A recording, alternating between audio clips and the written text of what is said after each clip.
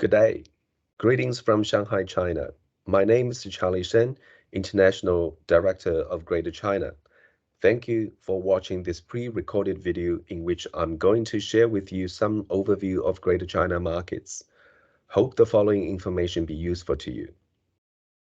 In today's video, we are going to cover 3 sessions in which you will find the information about market value assessment, aviation status, COVID restrictions, trade distribution status, media trend, consumer sentiment, and marketing approach of our markets. Without further ado, let's begin the journey from market update. China was no doubt the largest international source market for both Australia and Queensland. This slide shows some main indicators of China market pre-COVID.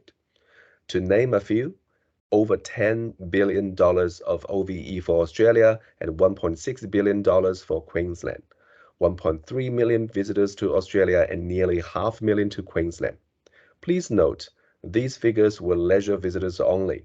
The true economic value was even bigger if all other visitor sectors had been included, such as education and business.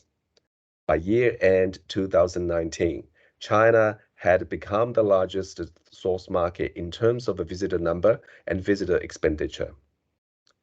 The booming of China market was driven by many factors. Increase of Chinese economy, which results higher dispensable money for ordinary Chinese families. The maturing Chinese tourists starting to look for international long-haul destinations. And most important of all, the booming of aviation capacity from China to Australia. By 2019, there have been about 2 million airline seats available between the two countries. Queensland government's Connecting with Asia project had played an important role in attracting Chinese carriers to fly into Queensland cities. All 3 major Chinese airlines, China Southern, China Eastern, and Air China, had operated a direct service to Queensland yearly or seasonally. You probably all wanted to know whether this market will come back post-COVID as strong as it was. My answer is yes. Given the time, the elephant will come back. Chinese airlines have purchased a great number of wide-body aircrafts from European Union and United States in the past decades. They need to find long-haul destinations to fly to. Looking around the globe, Australia is an oasis, a safer, stable, and profitable market to serve. Hence, when Chinese borders are open, airlines will be the first to put their flights back to Australia.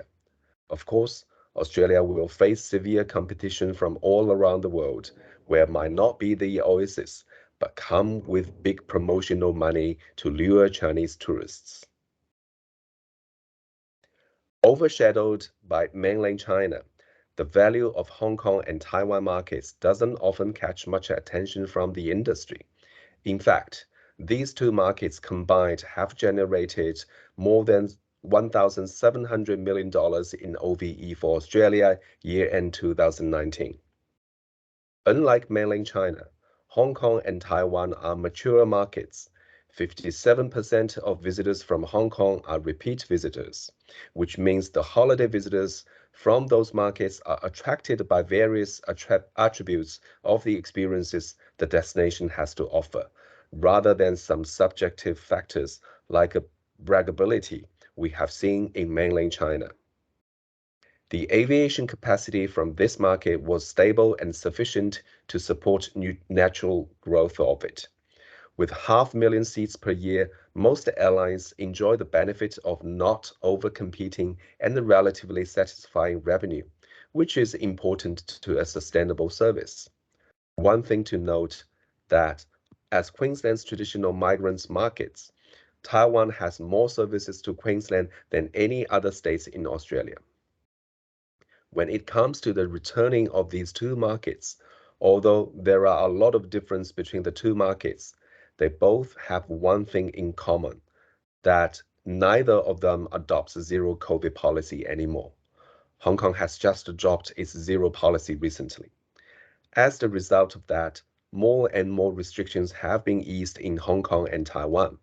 Plus, a recent research shows The awareness of Australia is open is high in this market, which demonstrates the strong pent-up demand from this market.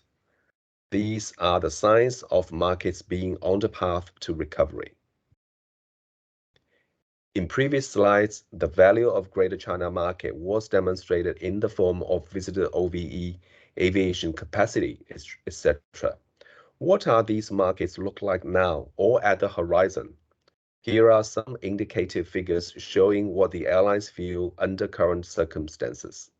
Please note the flight numbers only reflect what the airline had scheduled for Q1, not what they really operated. Due to the 5-1 policy, meaning one airline, one destination in one country, one flight, 1 week, imposed by CWAC, in China, all Chinese carriers had to operate under these premises. Some rewarded flights were granted to Xiamen Airlines due to its good performance, which made it the airline with most flights to Australia in Q1. In Hong Kong, due to the flight restriction, none of the scheduled flights was materialized. The restrictions was lifted on April the 1st. We anticipate the flight from Hong Kong will start to resume in coming months as the airline had scheduled. Lastly, the travel restrictions in all three markets are so complicated and different. It might take hours to go through them. Just to list the quarantine requirement on return passengers, the one that affects the traveler's decision-making process the most. Entry quarantine time in Hong Kong has now been reduced from 14 days to 7 days, and Taiwan is on the path to reduce it from 10 days to 7 days by this May. Flight restrictions to 9 countries imposed by the Hong Kong government was also lifted on April the 1st. Mainland China, on the other hand, due to the recent spike on confirmed cases, the measure won't change anytime soon. We have gone through the overall market environment, demonstrated the market's value pre-COVID. Now, let's take a look at another important element of the markets, trade distribution. As we all know, tourism business has been among the first impacted industry since the outbreak of pandemic. In general, despite the painful adjustments the industry has to make, the entire distribution sector shows its resilience. Except a handful of businesses ceased operation in the past 2 years, most of the travel agencies have been finding ways to make living for the staffs and the company. From salespersons of insurance company to food delivery and open own store to sell Chinese noodles. Our trade partners have been demonstrating their resilience in the course of over 2 years pandemic. Up to now, except Hong Kong Wingcastle, who officially announced its cease operation in 2021, all TEQ's 111 key partners in region, meaning 93 in mainland China, 8 in Hong Kong, and 10 in Taiwan, remain their presence in market. These are the backbone of Australian outbound market. Their resilience is the foundation to the speedy recovery. Although most of our trade partners have kept their presence in market, it is inevitable that some key persons have moved on. To name a few, Yao Pei is no longer with Kaisa Touristic. Ali Wong left Chongqing Glorious Vacation. Chen Xing'an quit Zhejiang V-Tour, and so on. TEQ is well aware of these talents lost and in the process of developing some programs to ensure the know-hows won't disappear and keep tracking the movements of those key persons in the industry. Pandemic has made some of our trade partners realize that the traditional way of doing business, meaning sales and marketing, no longer meet consumers' demand. To change their way of marketing and sales will be crucial to the success of their future business. Hence, we start to see traditional wholesalers open their own social media platforms to not only promote its temporary business, such as noodles, but also push messages of outbound tourism to Australia in preparation for its return. CIT's Shanghai branch Flying Bird Holiday is among those active ones who have kept engaging its customers through new ways during the pandemic. TEQ has interviewed most of our key trade partners lately. All of them have said they are determined to come back to tourism business when the market comes back. Some of them said it won't take long, for example, 1 to 2 months, before they can get their team ready to sail. Hence, any support help to keep their team updated with the latest destination information and experience message is greatly appreciated. With our continuing engagements in the past 2 years, we are confident that a strong, focused distribution network will be restored quickly once the border is open. There's even a travel agent from Hong Kong called the Event Team has recently requested TA to change her registration from online to live for ATE 2020 when Hong Kong announced the new quarantine policy. The agency is willing to have 7 days quarantine when back to Hong Kong in order to meet Australian sellers in person at ATE. Similar strong commitments are heard across markets. There are also approximately 20 trade partners in mainland China have pledged to form some sort of alliance, committing to sell Queensland once the border is open. TEQ is currently working with this group of agencies to provide as many supports as we can to ensure their readiness to sell Queensland. Similar to trade world, the media landscape has also seen some changes at the consumer behavior end. Over 2 years pandemic has made people spend more time on its small screen. Roles of social media are evolving. Tech giants are strengthening its grip on own ecosystem, which has prevented consumers from hopping from one ecosystem to another. This trend is making the social media world more diversifying rather than consolidating. For example, it is quite normal for one person to have over 10 different social apps on all mini programs installed in the phone.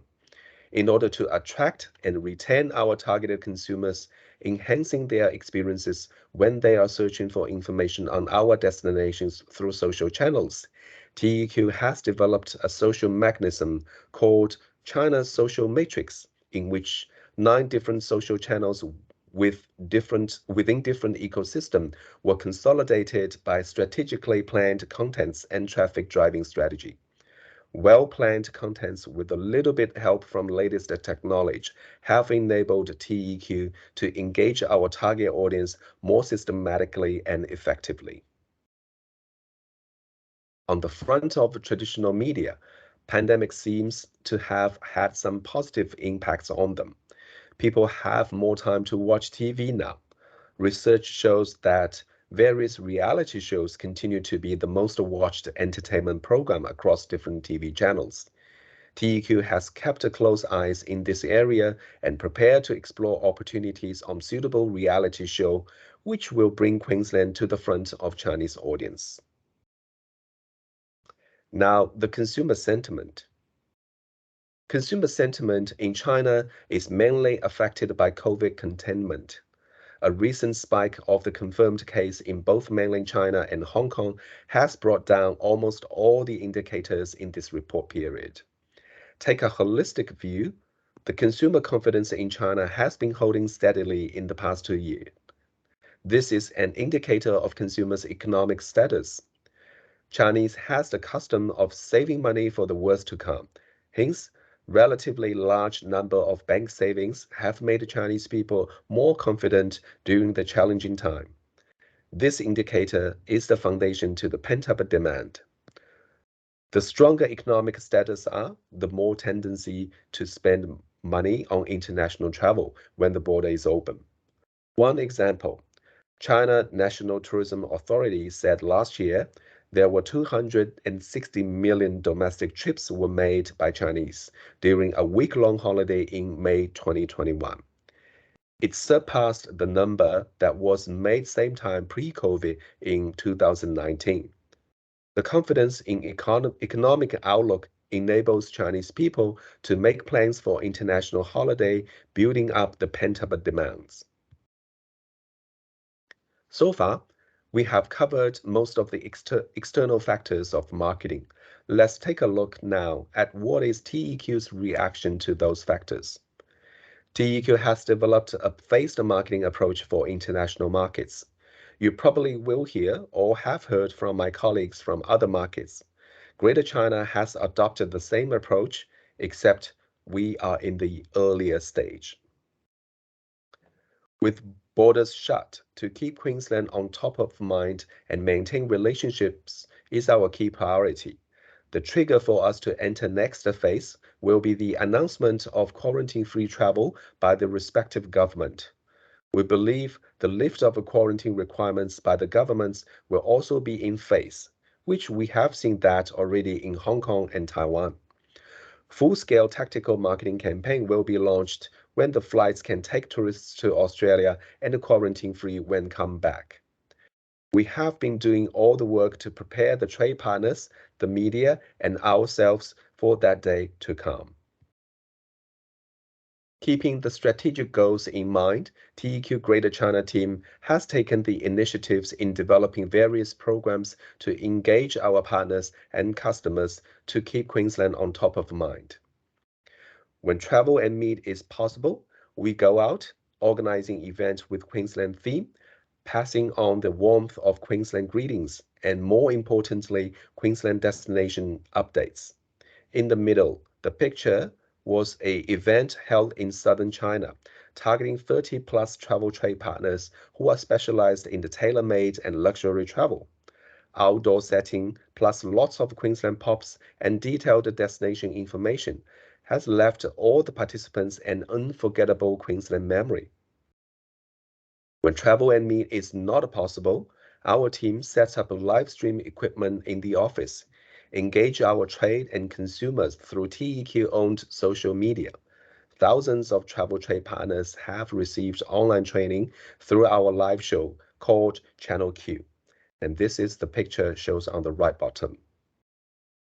Not only we engage travel trade creatively, but consumers as well.